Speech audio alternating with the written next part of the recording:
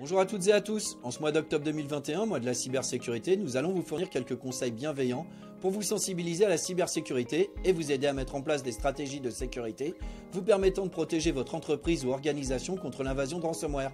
Nous vous recommandons ainsi de mettre en place à minima les 3 initiatives suivantes. Première initiative, renforcer votre sécurité informatique de manière globale. Le pare-feu et le déploiement d'outils de sécurité sur vos terminaux devraient, théoriquement, empêcher les attaques de pénétrer dans votre système d'information.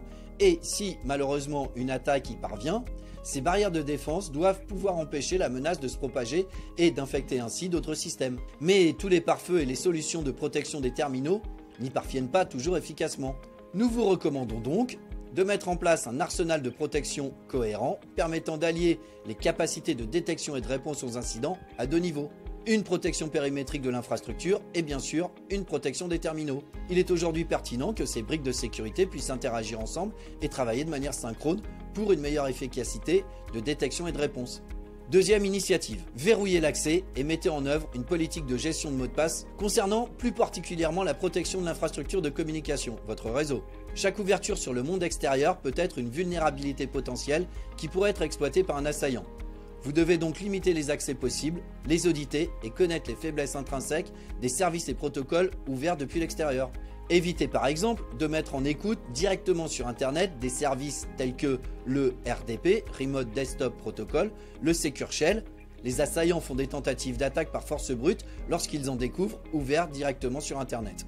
L'ouverture de ports de communication doit être auditée et autorisée seulement sur des communications strictement nécessaires. De plus, nous vous recommandons de sécuriser et de limiter le plus possible l'accès à vos serveurs. Utilisez des mots de passe ou des phrases de passe complexes, fréquemment modifiées.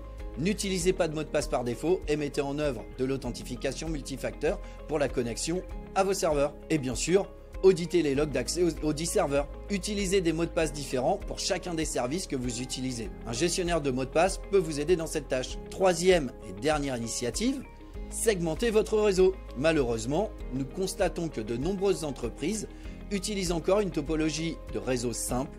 Les stations de travail et les serveurs sont directement connectés à un commutateur, un switch. La bonne pratique est de mettre en œuvre une ségrégation des flux réseau. Mettez en œuvre une segmentation de votre réseau en définissant des sous-réseaux IP, des zones de sécurité, des réseaux locaux virtuels, des VLAN, puis interconnecter ces différentes zones de sécurité par un pare-feu. Ce dernier va permettre de mettre en œuvre des règles de sécurité d'accès et une analyse profonde des flux qui circulent sur l'infrastructure de communication. En activant des analyses des règles d'IPS, des capacités de filtrage, vous pourrez identifier et bloquer au plus près de la source une menace qui cherche à se propager sur votre réseau. Merci de votre attention et à bientôt.